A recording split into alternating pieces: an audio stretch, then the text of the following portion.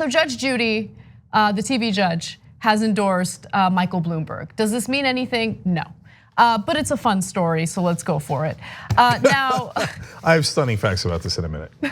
So she decided to endorse Mayor Bloomberg for multiple reasons that I disagree with, and we'll get to that in just a minute. But first, let's go to this fun TV ad that she put out for him. I'm Judge Judy Scheindlin. I like to say you can judge someone's character by what they've done. Mike Bloomberg has done amazing things and will be a truly great president. No one comes close to Mike Bloomberg's executive achievement, government experience, and impactful philanthropy. His steady leadership will unite our country and bring us through these very challenging times.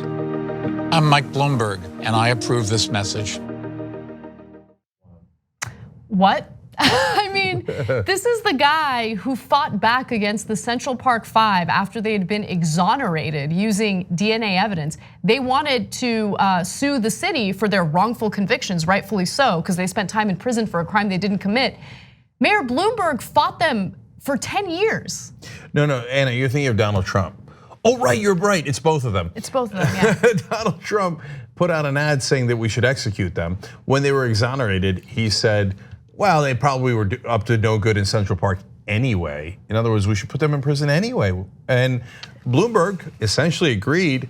In fact, what Bloomberg did is worse because it wasn't rhetorical. It was actually taking action and fighting them in court for year after year after year, saying, I want to deny you justice, even though we all know you're innocent.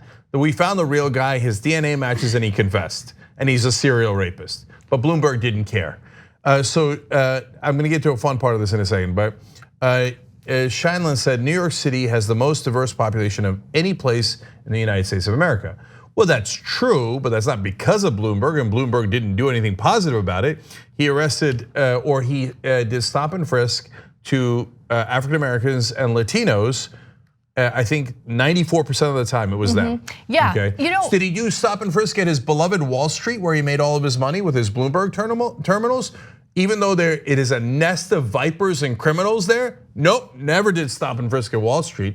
Okay, yeah, the area is diverse. That doesn't mean anything if you use that diversity as a weapon rather than helping that diversity. So look, I want to go to an exchange between Sunny and Judge Judy on The View. They were on together recently. So we'll go to that video next, just letting you guys know. But before we do so, I just want to preface it by saying, I don't think the whole stop and frisk thing is a bug, but rather a feature for Judge Judy. Because if you watch her show, and I'm gonna confess, when I was a kid, I would watch her show with my mom, and Guilty. I thought it was like, her show's been on the air since 1996. Did you know that? Crazy. At the end, I'm gonna tell you how much money she makes. Okay, yeah, I have those numbers too. But look, the reason why. What? Is she trying to show me up? Is that what's happening here? No, it's just like you always step on my lines, but it's okay. All right. Look, I watched an episode recently because I happened to be visiting my parents and it was on, and it's gross how she talks to people of color, right? That's the whole point of her show. She's degrading and demeaning to people. And it rubbed me the wrong way, but nonetheless, let's go to this quick exchange. Again, this is on The View between Sunny and Judge Judy. Terry versus Ohio was a Supreme Court of the United States decision in 1968. And it provided the police the ability to stop on suspicion, not probable cause, someone and pat them down. You remember, they're called Terry stops.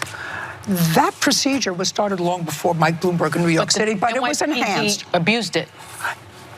The New York Police Department, under the Bloomberg administration, continued previous administrations, and I think stepped it up. Yeah. And I actually believe that, and I watched him when he spoke, I think that it got to him, people got to him, and they say, you know, when you're stopped and you don't have a gun, and you aren't doing anything wrong, that moment can stay with you forever. And I think he never looked at it from that perspective.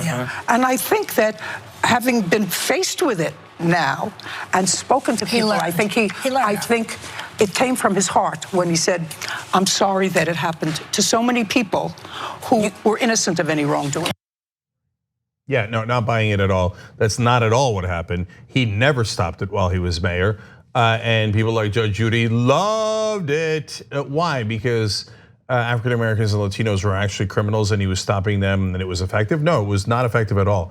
But it made rich white people feel better. Oh, he's going after the minorities that are okay, as long as I'm safe, it makes me feel safer. It's not really, doesn't make me actually safer, but I feel safer. He didn't have a genuine contrition there. Mike Bloomberg only disavowed after he was out of office. Not only that, a long time after, right as he's about to run for president, after he made up his mind on which party he was in, because he's been a Republican, he's been an independent, he's been a Democrat. Now he says, I guess the Democratic Party is easier to win in because I'd like power. And so if I'm gonna run as a Democrat, I have to pretend that I didn't agree with the policy that I had the entire time I was mayor for 3 terms. Yeah, look, she's really rich and she hasn't endorsed a candidate until now. So she's stayed out of politics, which I think was a smart move. Because why? Like why? It doesn't seem like it's something that really drives her. Why get mired in the muck right now to endorse like one of the worst candidates, if you ask me? And like, I'm just gonna go back to how much money she makes. So she's the highest paid TV star, highest paid period, not like highest paid in daytime or no, highest paid period, $47 million per year for Judge Judy. Yeah, that's right. That is the right reaction. The studio, like everyone like lost it. Sanity in control room tonight. Wait till you find out how many days a year she works. She works 52 days per year, and that means that her pay averages $900,000 per day. Per day. Per day. Per day. Per day. Imagine you show up to work, they're like, hey, Bob, nice job today. Here's $900,000. You show up the next day, another $900,000. And again for decades. So, but the average is stunning. But to me, the 52 days is what gets under my skin.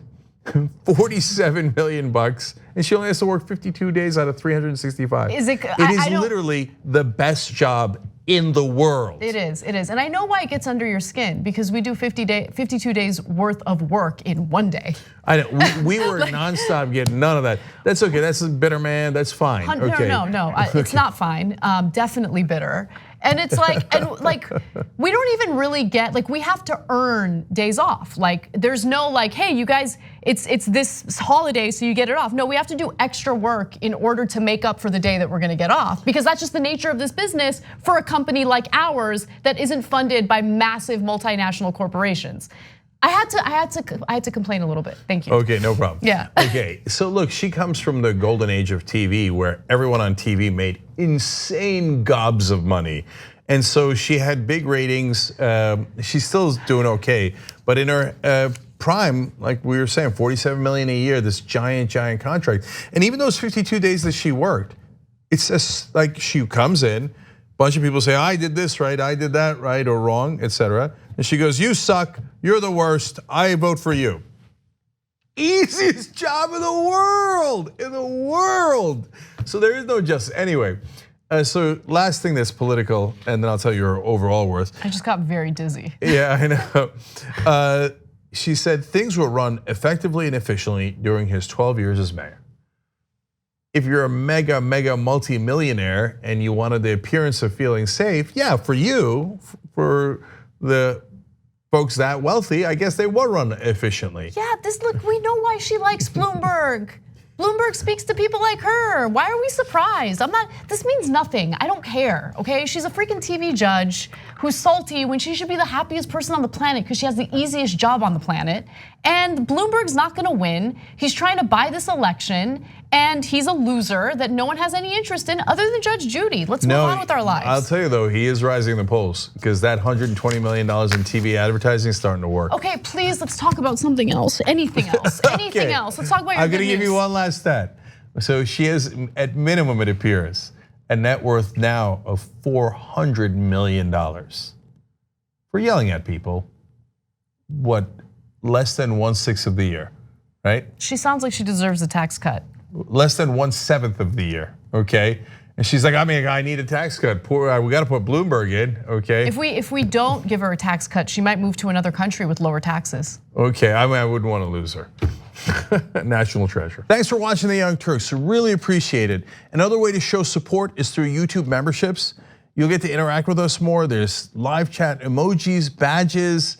You've got emojis of me, Anna, John, JR. So those are super fun. But you also get playback of our exclusive member-only shows and specials right after they air. So all of that, all you gotta do is click that join button right underneath the video. Thank you.